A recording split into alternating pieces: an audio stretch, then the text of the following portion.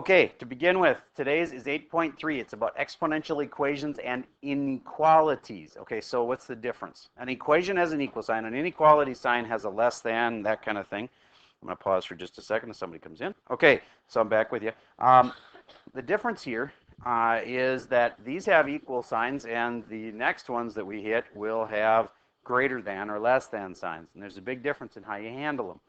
Do you remember the difference back when it was as simple as 3x equals 5, or let's say 15. You divide by 3 on both sides, you get a nice simple answer, as opposed to greater than or equal to? What did we, I'm going to pause first. All right, so, sorry about the interruption again there. So now, to handle one that has a greater than sign, the only difference is, you got to think of that as like the end of a number line. And it should remind you, oh, put these on a number line. And you find that 5 is the important spot, and then you just decide, does it work at 5? First of all, would this one have worked at 5? You put in a 5, it works, because it becomes 15 is greater than or equal to 15, so it worked there. And then you figure out which side of the number line works. It's the same thing. We just have to find an important spot on this number line, and then figure out if that spot itself works. Could you tell me in your head, what is that important spot here for number 1? 2 to the what is 8? 2 to the third is 8. And now, would that actually work? Would the number 3 work? No, because 2 to the third is 8, and it's not greater than 8 like it wants it to be. Okay? So we'd say 3 is the important spot. And now, does 3 itself work? No. We leave it empty. And then we shade either to the right or the left. And I would recommend you just test a point. So you stick in like 4, and you see what happens. 2 to the fourth, really big number, right? Is that bigger than 8? And therefore, it works. Good. No, but my point is you don't have to even care exactly what the number is. As long as you know it's bigger than 8, you're good. Okay? So a lot of times these don't need to be ground out with the exact answers. You just need to know, was it bigger than 8? And if it was, you shade it in. And just to be safe, maybe I should test like 1 or 0 is one of my favorite things to test. 2 to the 0 is 1. Is 1 bigger than 8? Nope. It doesn't work there then. And there you go. There's your answer. Yes, if they asked for it in interval notation, you'd probably say 3 to infinity. But if it doesn't ask for that, I'm fine with number lines. They're cleaner, and I think they're easier. So, all right. So how do you find it if it isn't so nice? Like 2 to the x and 5. 2 to the something doesn't make 5 real nicely, does it?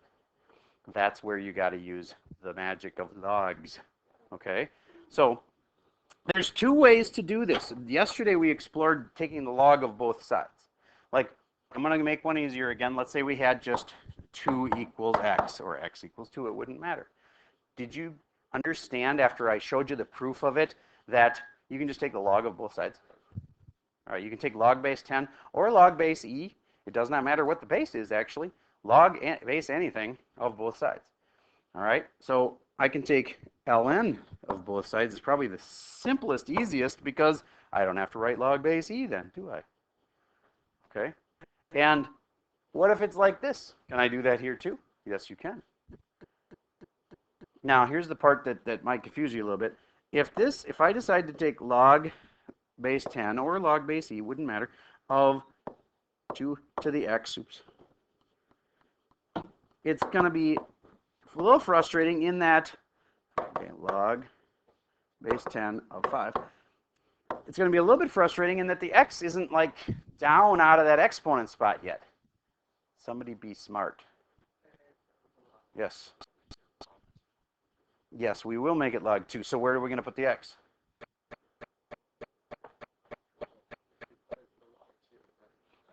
Okay, but there's that you're right, but there's a much faster way. And I think you're saying it, but if you just raise your hand, I'd call on you. Yes? So we can take this x and use what's called the power rule, and the powers go down in front, don't they? Now it's not up in the exponent where you can't reach it. Now it's just plain old down here. Okay? Now, I can't divide both sides by x. Do you remember that rule? Because we don't know if x is positive or negative, and therefore we wouldn't know whether the sign should switch or not. But can we divide both sides by log of 2? Or log 2, I should say. Isn't that just a number? Isn't this just a number? And if you don't know this, logs don't come out negative, at least not. I'm sure there's some way you could make them come out negative, but anyway, I don't have to worry about switching the sign around. So I'm going to just divide both sides by log 2. That's the exact same thing as log base 10 of 2. So I divide by log 2, divide by log 2, and now I now know that x is greater than that, which is just a number.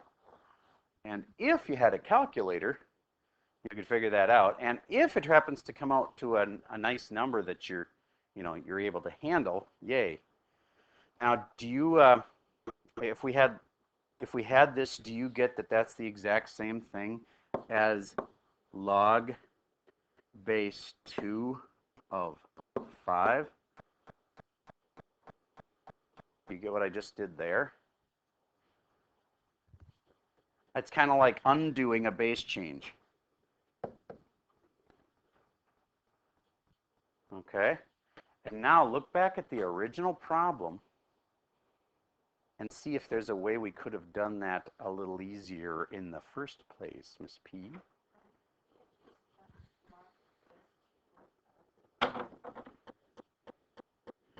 If this had been equals, we would have just said log base 2 of 5, you drop to the other side, equals x, yeah.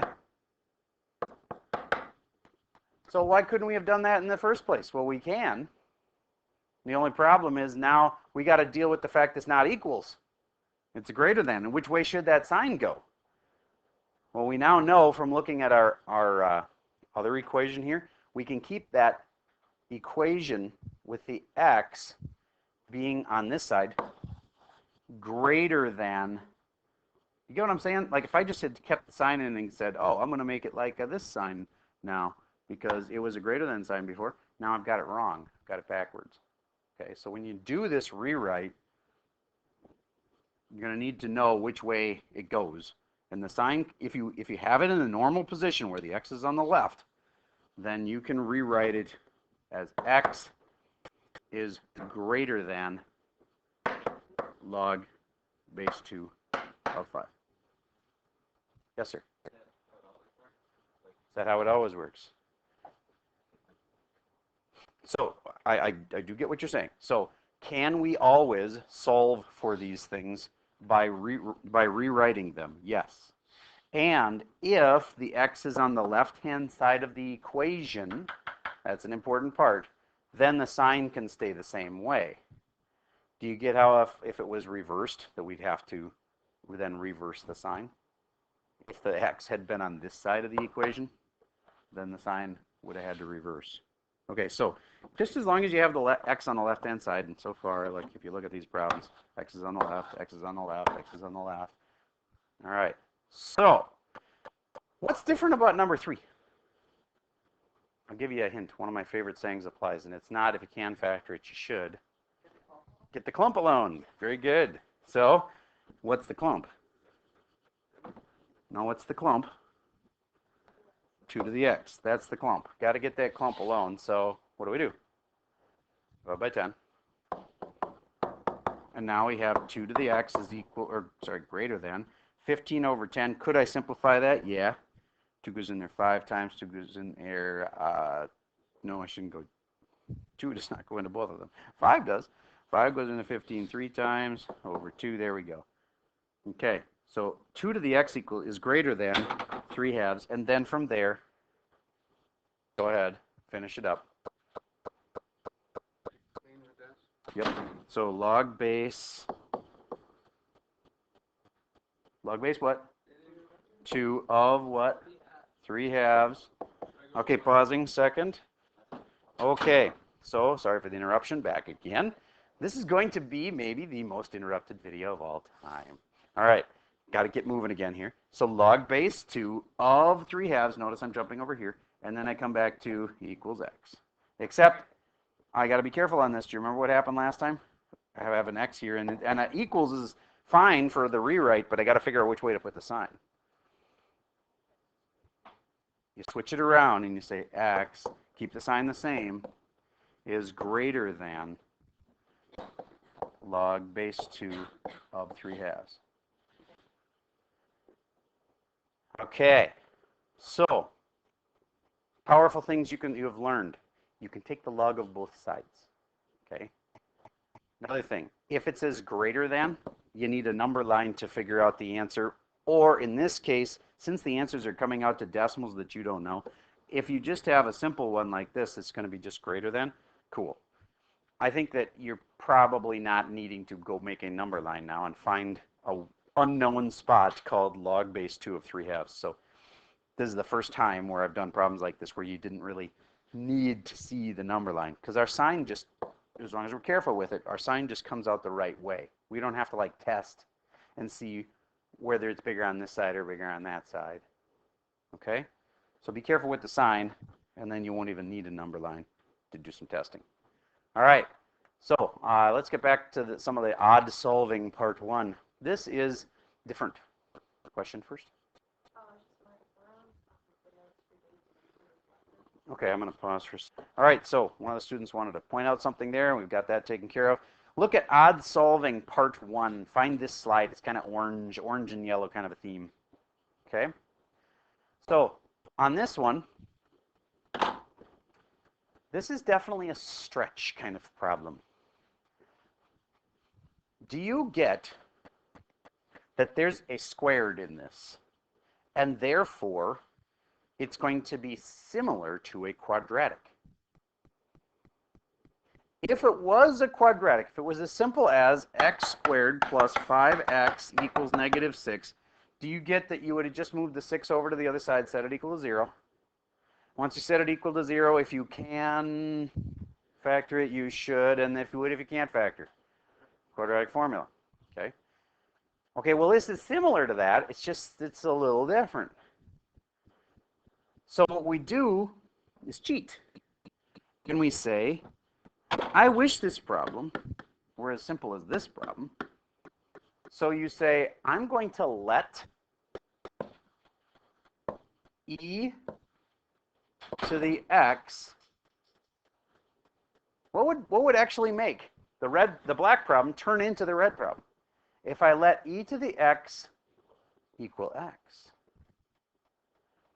Except we usually don't say x, because do you get how that gets really confusing? E to the x equals x. All we're trying to say is some unknown thing. No, we'd say e to the, it's got an e to the x. We have to say e to the x, but we don't have to say e to the x equals x.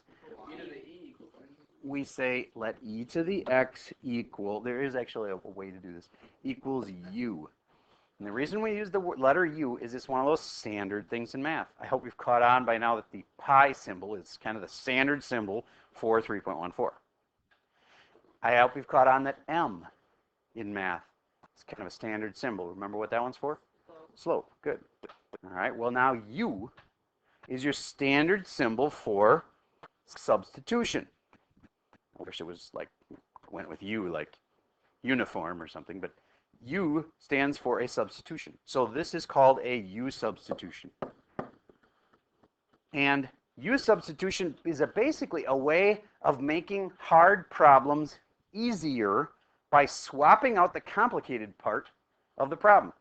Do you get wherever I see an e to the x, which is right here and right here, I can now replace that with a u. Do you get how it will become u squared and 5u? Everybody write that down. U squared plus 5u equals -6. Now it's just a parabola or just a quadratic. So you use standard rules for quadratics. Set it equal to 0. Can factor it, you should, etc. Okay, so I'm going to add 6 to both sides.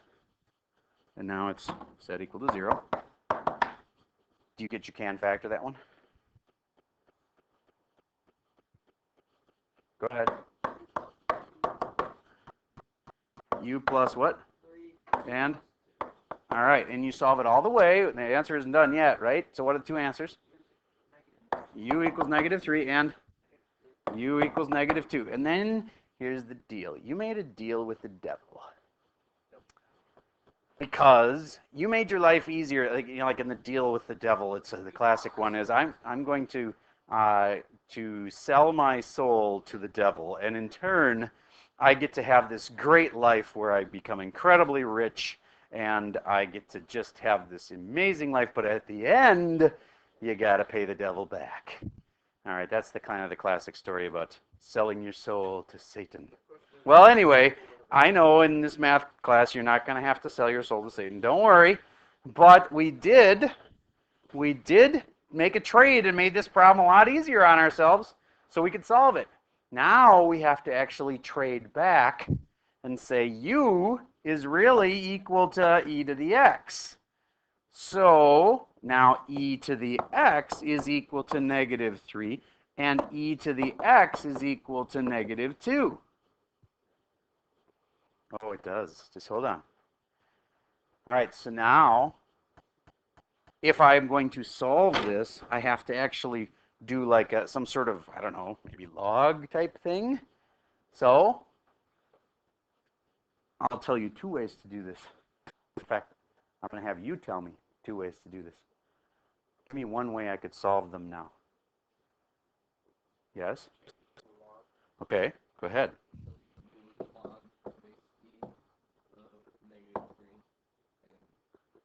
Keep going, keep going. Got to finish the equation. Equals x. Okay, but stop right there. And you were saying something before. You noticed something. You're gonna notice it again? Yeah, you can't do that. You can't have a negative in that spot. And so therefore, what does that mean? This is an extraneous answer, and therefore that is not a solution. We thought it was going to be, but there is no solution for that part. Could there be a solution to the other part? Well, because it's going to be the same deal. We're going to have log base e of -2 is equal to x, and you can't have a negative in the argument spot, so it's also gone. So what does that mean? There's no solution to that problem. It's true in this class, a lot of times you do all the work to getting to the answer, and then the answer doesn't actually work. But that's part of solving complicated problems. Sometimes you get an answer, but the answer doesn't actually work. Yes, ma'am. Okay, we did a U-substitution. We said e to the x is too complicated. Let's just call, everywhere we have an e to the x, let's just call it u. And that's where this equation right here turned into that equation right there. It's not splitting it. That's e to the 2 times x. How about if I rearrange it for you? Would that be the same as e to the x times 2? Okay, so then if I replace e to the x with a u, isn't that going to be u to the power of 2? Aha, there we go, u squared. That's how I got this to turn into that. All right, same idea on the next problem, but the next problem has got a negative in the exponent. What does that mean to have a negative in the exponent? What if I had 9 to the -1? What does that mean again? 1/9. Yeah, I just make it into 1/9. So it's not that complicated. So could you do a U-substitution here to make your problem easier? Maybe you should.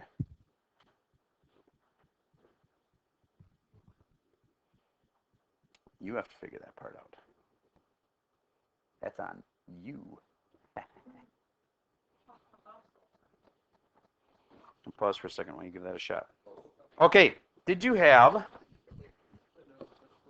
this anywhere on your page? Let e to the x equal u. If you don't, then you didn't have permission to swap those two. Okay, this is something that's important. You have to write that in your problem. Otherwise, you're just changing something without permission. And you can't just take a math problem and let 2 be 7. That's not okay. You know, if you define it and say, let A be B, you can say A is B then. But in this case, you should have said that. I'm just trying to make the point. You want to say that on the test if you're going to be doing a U-substitution to solve the problem. Yes, sir?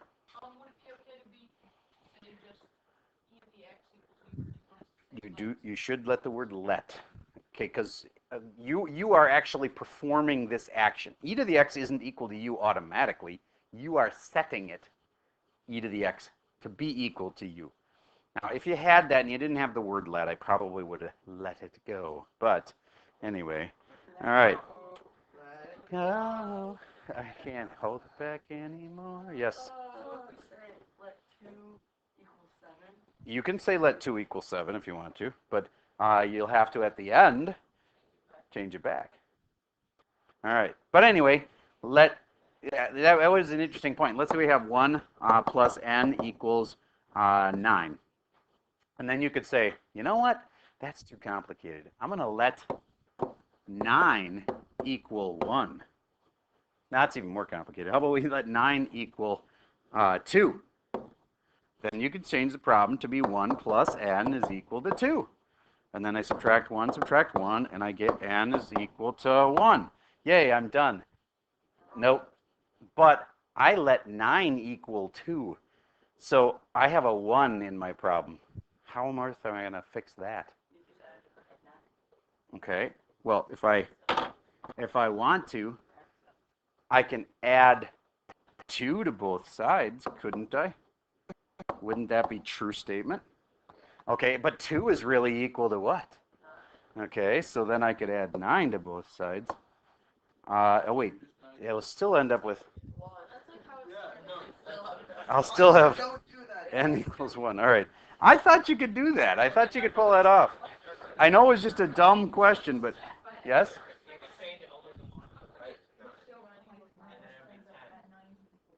Okay. I like it. So he said, if I add 9 to both sides, that's legal, right? And he was saying, okay, you could change the 9 into a 2 just on the right side. If I let 9 equal 2, let that one equal 2. Well, it would work either way, but okay. I'll make this be the 2 if you want to, because let 9 equal 2. And then subtract 2 from both sides, and now I have n is equal to 10, yes, 8, and that's what I should have had in the first place. So, okay, so it actually could work. Ugh. But I didn't want to switch both 9s, which is really kind of weird. All right, back to what we were doing, still valuable. You need to be able to take the u and do a U-Substitution, and you do need to say let u equal, or let e to the x equal u. Okay, so this is u, and wait a minute, that's not the same exact thing as e to the x. You can't just swap this one for a u. I hope you didn't. U plus, would you agree that that's the exact same thing as e to the -1 times x? Would you agree that's the same exact thing as, instead of -1 times x, how about x times -1? Okay, then I can swap that e to the x with u. So it'll be u to the -1 is equal to -5. And there's a 6 up there, yes. Okay, and now what is u to the -1 the same as? 1 over u. So it's u plus 6 over u is equal to -5. I've tried to pound this into your head by the top 20 and other various methods. How do you fix problems that have fractions in them? Yes? By the... Exactly. So I multiply by u everywhere. And what's going to happen? It's going to turn into a quadratic again. Yay! U squared. The good part is you know how to solve quadratics. Plus 6 is equal to -5u. And then I'm going to take and add 5u to both sides. U squared plus 5u plus 6 equals 0. And look at that. It's the same thing.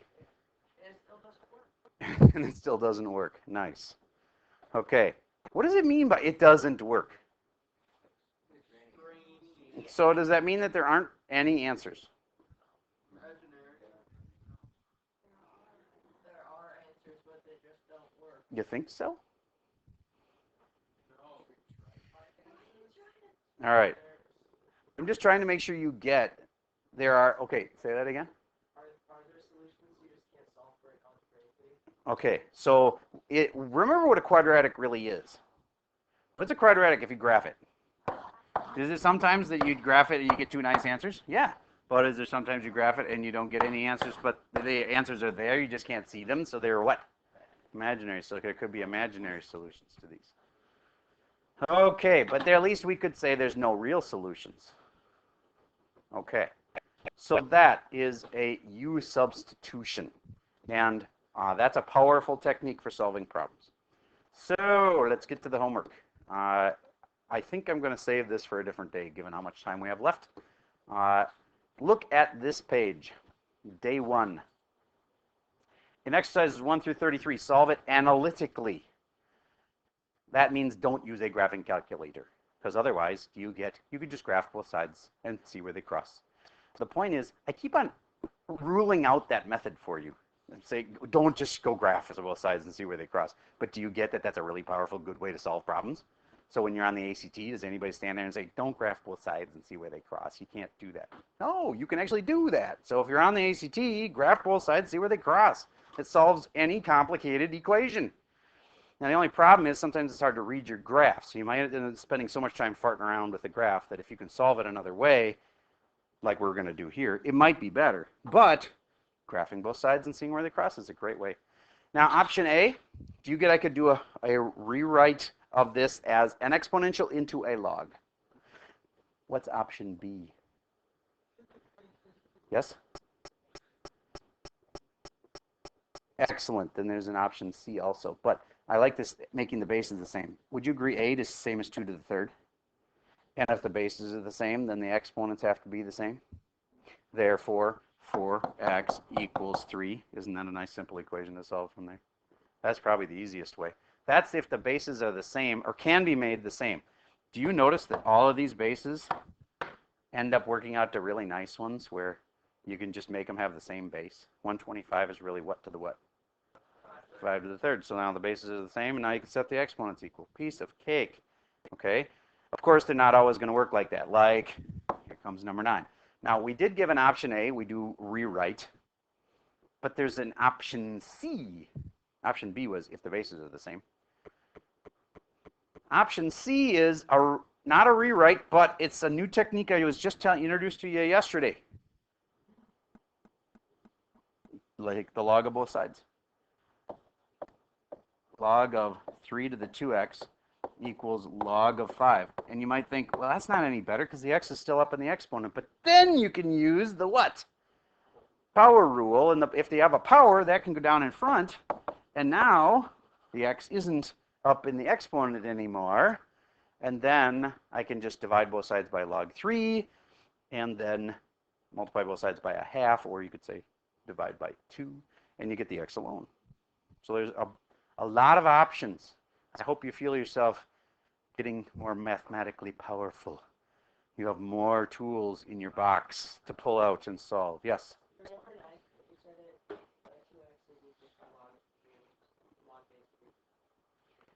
Okay, so my option A was to do a rewrite, which would be log base 3 of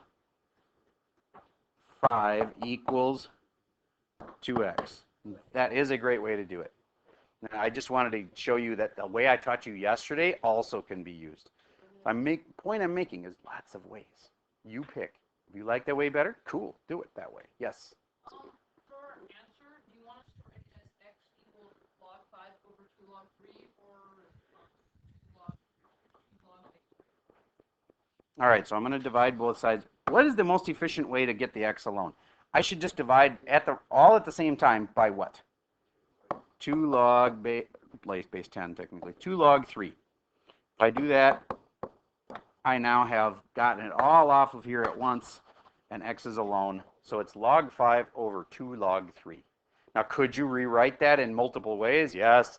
We could make it a new base if we wanted to. We could rewrite it as log base 3 of 5, and then you could put a 2 in front of it. No, what would that be? A 1/2 in front of that? Yes? So, but this is an okay way to leave your answer too. All right, this whole page assigned. I did a couple of them for you.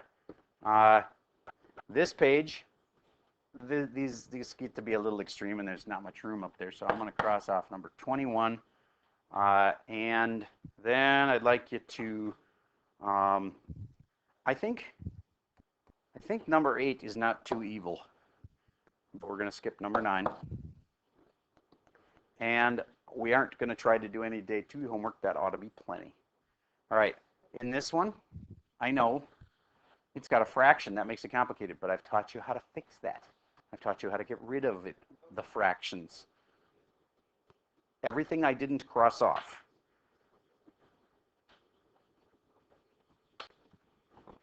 And then don't start any of day 2's problems yet. We don't need to do those until later. All right, notice on day 2 is where you will have these U-substitutions. You know what? I'm going to change up. I'm going to make you do a U-substitution or 2 today because they're fresh in your mind. And if you wait all weekend, you'll forget how to do that. So I'm going to take out some of the other ones. I'm going to add some of these in. You're going to do number 31 and 32 and 33. But I'm going to go back and have you skip a couple of the previous ones.